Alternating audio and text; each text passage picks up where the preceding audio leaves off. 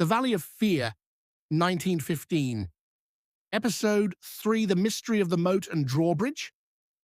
Have you ever looked at a mystery and realized that the most obvious facts might be the biggest lies? Prepare yourself, because Holmes is about to demonstrate why sometimes the best hiding place is in plain sight. Picture yourself awakening at dawn in Birlstone Manor, the morning mist rising from the dark waters of the moat like ghostly fingers reaching toward the ancient stones. You find Holmes already up and dressed, standing by the drawing room window with his pipe, staring intently at the drawbridge mechanism with that faraway look that tells you his extraordinary mind has been working through the night. Couldn't sleep, Holmes? Watson asks, entering with a concerned expression. You've been at this case for nearly 24 hours without rest. Holmes turns with an almost feverish gleam in his eyes. Sleep, Watson? How can one sleep when the solution to an impossible crime is dancing just beyond reach? I've been thinking about that moat, really thinking about it. Inspector MacDonald joins you, looking equally exhausted. Mr. Holmes, I've had my men search every inch of the grounds. There's no boat hidden anywhere, no rope or ladder, no conceivable way for an intruder to have crossed that moat. The bridge was definitely raised all night. The butler Ames swears to it, and I believe him. Holmes's smile is enigmatic. Perhaps, Inspector, we've been asking the wrong question. The wrong question? MacDonald looks bewildered. What other question is there? Either someone crossed the moat or they didn't. Holmes taps his pipe thoughtfully. We've been asking how the murderer crossed the moat. Perhaps we should be asking when they crossed it, or even if they needed to cross it at all. Here's where your detective instincts need to sharpen, dear friend. What if the entire impossibility of the locked room and the moat is a carefully constructed illusion? What if the murder didn't happen the way everyone assumes? Think about the timeline carefully. When exactly did the crime occur? Holmes suddenly announces, Gentlemen, I propose we conduct an experiment. Inspector, would you be so kind as to have the butler demonstrate exactly how he raises and lowers the drawbridge each night? MacDonald agrees, though clearly puzzled by this request. The household gathers outside as Ames approaches the ancient mechanism. Every night at 11 o'clock sharp, Ames explains with professional pride, I turn this wheel here, which operates a system of chains and counterweights. The bridge rises smoothly. It takes approximately 2 minutes to fully raise. In the morning, I reverse the process. He demonstrates, and you watch as the heavy wooden bridge slowly lifts into the air with a rumbling groan. Holmes observes with intense concentration, even timing the process with his pocket watch. 2 minutes to raise, you say?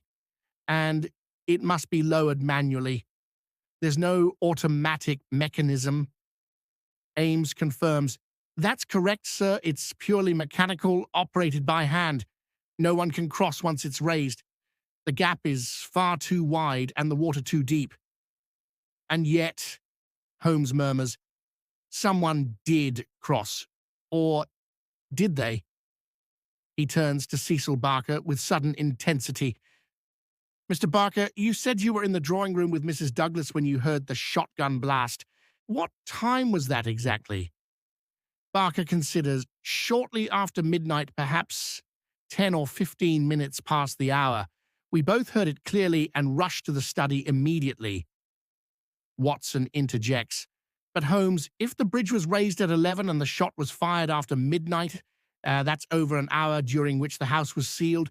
Even if someone had entered before 11, they'd still need to escape after the murder. And the bridge was raised all that time. Holmes's eyes gleam. Precisely, Watson, which is why we must reconsider our entire understanding of this crime. Holmes requests to interview Mrs. Douglas again, this time in the study itself, the scene of the crime. She enters reluctantly, clearly distressed at returning to the room where her husband died. But Holmes's manner is gentle yet insistent. "Mrs. Douglas, I need you to think very carefully about that night. You heard the shotgun blast around midnight?" "Yes," she whispers, her eyes avoiding the blood-stained floor. "I was in the drawing room with Cecil, Mr. Barker. We both heard it and ran here immediately." Holmes nods. "And when you last saw your husband alive earlier that evening, what was his demeanor? Was he frightened, anxious?" She thinks back. "Actually, no, he seemed almost relieved, if that makes sense. Calmer than he'd been in weeks. This detail catches your attention, doesn't it, detective? Why would a man who'd received a death threat and lived in constant fear suddenly become calm on the very night of his supposed murder? What could have changed to give him that sense of relief?" Holmes moves to the window, examining it once again with his magnifying glass. This window faces the moat directly. The drop to the water is approximately 20 feet. Tell me, was your husband a strong swimmer? Mrs. Douglas looks surprised by the question. "An excellent swimmer, actually. He learned in California during his mining days. Why do you ask?" "Context, Mrs. Douglas, always. Context." Holmes opens the window and leans out, studying the distance to the water below. "Watson, come look at this mark on the windowsill. I pointed it out yesterday. What does it suggest to you?" Watson examines the faint groove in the wood. It looks like a rope mark, as if something heavy was lowered or raised using a rope tied here. Holmes nods with satisfaction. "Exactly, and notice how fresh the mark is. Made within the last few days, I'd estimate. Now, if someone wanted to descend from this window to the moat, they'd need a rope of approximately 25 feet to reach the water safely, and if they were an excellent swimmer, they could then navigate the moat in the darkness." MacDonald protests vigorously. "But Holmes, even if Douglas could have escaped through the window, and that's a wild theory, how does it help us? The man is dead. We have his body right there on that floor." Holmes's response is quiet but devastating. "Do we, Inspector? Do we really?" The room falls silent as the full implications of Holmes's theory begin to sink in. Watson speaks for everyone. "Holmes, are you seriously suggesting that John Douglas murdered someone else, dressed the body in his own clothes, disfigured the face beyond recognition, locked the study from inside, escaped through the window into the moat, and then, what? Swam away to freedom?" "I'm suggesting," Holmes replies carefully, "that we examine this possibility alongside the more conventional theory. Consider the evidence. A disfigured face that prevents visual identification, a missing wedding ring that would have been distinctive, an American shotgun that Douglas himself kept in this study, and a widow who admits she never truly knew her husband's past." Cecil Barker has been listening with growing agitation. "This is monstrous. You're accusing Douglas of murder. Who would he have killed, and why fake his own death in such an elaborate way?" Holmes turns to face him directly. "Those are excellent questions, Mr. Barker. Perhaps you can help answer them. You knew Douglas in California during the gold rush days. What can you tell us about his life before he came to England?" Barker's face shows genuine struggle, torn between loyalty to his dead friend and the truth Holmes is demanding. "Douglas was a good man who'd done some things he wasn't proud of. There were rough times in California and later in other mining territories. Sometimes a man has to make hard choices to survive, but he wasn't a murderer."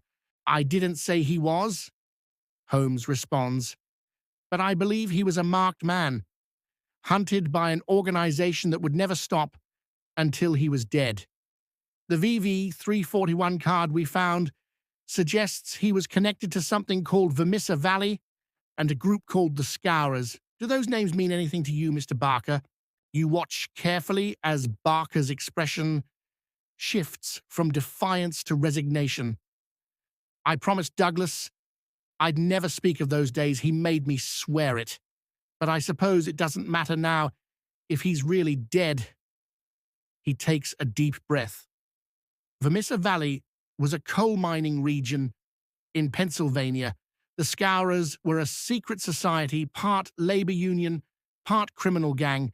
They ruled through terror and violence. Holmes leans forward with intense interest. And Douglas was involved with them? Barker nods reluctantly. Not by choice at first. When you worked in those mines, you either joined the Scowrers or you became their victim. But Douglas, he saw things, terrible things. Eventually, he gathered evidence against them and testified, helping to break their power. That's why he had to flee to England. The surviving members swore vengeance. The pieces are starting to fit together, aren't they, Detective? A man with a death sentence hanging over him, living in constant fear, suddenly receiving a letter that terrifies him, and then, just days later, a body appears in his locked study. What if Douglas decided to take control of his fate rather than wait for his enemies to strike? Watson asks the crucial question, but if Douglas faked his death, whose body is that? You can't just conjure up a corpse. Holmes's answer is chilling. Can't you, Watson? What if one of the Scowrers' assassins came for Douglas that night, entered the house before the drawbridge was raised, waiting for the right moment to strike? And what if Douglas, knowing an attack was imminent, turned the tables on his would-be killer? You mean Douglas killed the assassin in self-defense? Mrs. Douglas whispers, her face pale, and then made it look like he was the victim? Holmes nods. It would explain everything. The locked room, the disfigured face, the missing ring. Douglas couldn't simply report killing an intruder because that would reveal his location to the rest of the Scowrers. They'd just send another assassin. His only hope for true freedom was to make them believe he was already dead. Inspector MacDonald struggles with this revolutionary theory. But Holmes, this is all speculation. Where's your proof? How can we verify any of this? Holmes's smile is confident. We look for what Douglas couldn't hide, the things that would betray his deception. If we knew to look for them, he returns to the body, examining it with renewed purpose. Notice the hands, gentlemen. They're rough and calloused, the hands of a man who performed manual labor. But, Mrs. Douglas, didn't you tell me your husband was a gentleman who'd made his fortune years ago and hadn't done physical work in decades? She nods, confused. Yes, John's hands were smooth. He was proud of that, said it proved he'd left his rough mining days behind. And yet these hands tell a different story, Holmes continues. This is not John Douglas. This is someone else, someone who recently worked with his hands. He examines the scar on the arm. And this scar that supposedly identifies Douglas. Mrs. Douglas, could you describe your husband's mining accident scar in detail? She thinks carefully. It was on his right forearm, about 4 inches long, jagged from where the rock crushed against his arm. He said it happened in a tunnel collapse. Holmes examines the body's scar. This scar is also 4 inches long and on the right forearm, but it's too neat, too precise. This wasn't caused by a mining accident. This was created deliberately to match the description of Douglas's scar. The evidence is mounting piece by damning piece.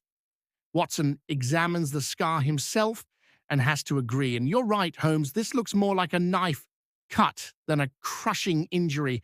But how could Douglas have known to create such a specific false scar? Holmes's answer reveals the depth of the deception because he knew exactly what identifying marks his enemies would look for. Remember, the Scowrers were hunting him. They'd have his description, including distinctive scars. Douglas used their own information against them. Cecil Barker suddenly stands up. his face anguished. All right, all right. I'll tell you the truth. I can't keep lying. It's eating me alive." The room holds its collective breath as Barker prepares to confess. "Douglas is alive. Everything happened just as you said, Mr. Holmes. An assassin came for him that night, a man named Ted Baldwin, one of the most vicious Scowrers. Douglas had been expecting an attack and was prepared. Baldwin got into the house before the drawbridge was raised," Barker continues, his words tumbling out in a rush. "He waited until after midnight, then confronted Douglas in the study with that shotgun, Douglas's own weapon that Baldwin had taken, but Douglas was quicker. They struggled, and Douglas managed to turn the gun on Baldwin, killing him instantly. Mrs. Douglas is trembling. But why didn't John just report it as self-defense? Why this terrible deception?" Barker's voice is pained. "Because Douglas knew the Scowrers would never stop. Even if the law cleared him, they'd send another assassin and another. His only chance was to make them think he was already dead, to finally escape the shadow that had haunted him for 20 years, Holmes prompts him. So Douglas made a decision in that moment to exchange identities with his would-be killer? Barker nods. "We worked quickly. The shotgun blast had destroyed Baldwin's face, and that was fortunate, horrible, as it sounds. We dressed Baldwin in Douglas's clothes, removed Douglas's wedding ring, and put it somewhere safe. We even created the scar on Baldwin's arm to match Douglas's. Then Douglas took Baldwin's clothes and identification." "And the locked room?" MacDonald asks, still trying to process this confession. Barker explains Douglas locked the door from inside, climbed out the window using a rope we'd prepared earlier. That's what left the mark on the sill. He lowered himself into the moat, swam across in the darkness, and made his way to a safe house we'd arranged. I stayed behind to help maintain the illusion and protect Ivy. Watson is shocked. "But Barker, you've made yourself an accessory to fraud. You've perverted the course of justice." Barker meets his gaze steadily. "I've helped save my best friend's life. The Scowrers are murderers who terrorized communities and destroyed innocent lives. If helping Douglas escape them is a crime, I'll gladly pay the price." Holmes has been listening to this confession with an expression of satisfaction. "Mr. Barker, your loyalty is admirable, but there's a problem with your story." Everyone turns to stare at him in surprise. "The problem is Professor Moriarty. Remember the coded warning from Porlock? That warning came from inside Moriarty's organization, which means Moriarty knew about the attack on Douglas. The name Moriarty sends a chill through the room. Watson asks urgently, "What does Moriarty have to do with the Scowrers?"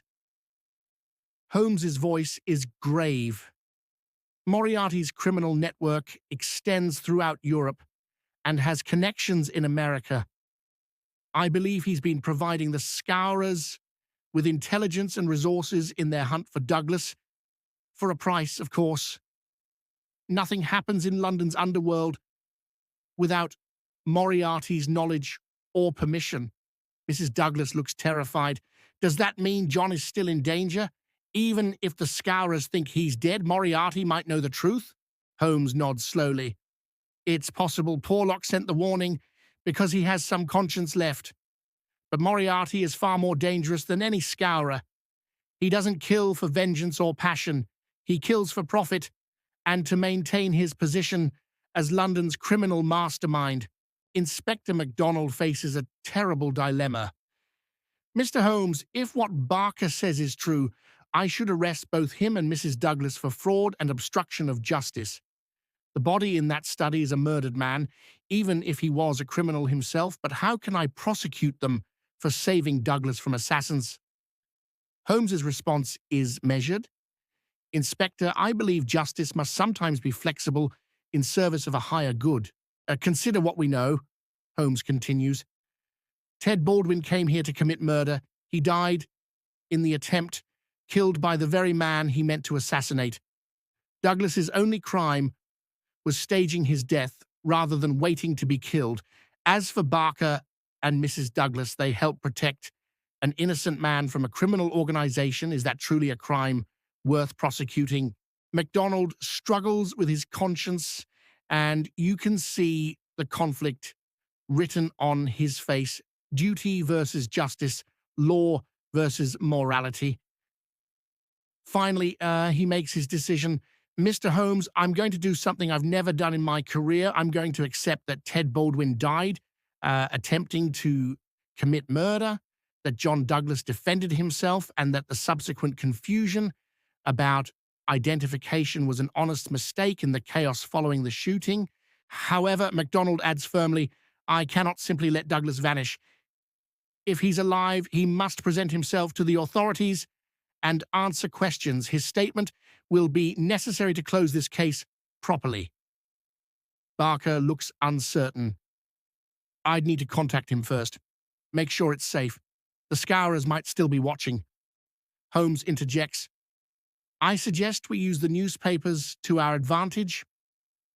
We'll publish reports confirming John Douglas's death, complete with details that will satisfy the Scowrers that their vengeance is complete. Meanwhile, Douglas can change his identity completely and start a new life, and perhaps in another country where neither the Scowrers nor Moriarty can easily reach him. So, tell me, Detective, did you suspect the body wasn't really Douglas? What clues tipped you off? And more importantly, do you agree with Holmes and MacDonald's decision to help Douglas escape rather than forcing him to face trial? Sometimes justice and law are not the same thing.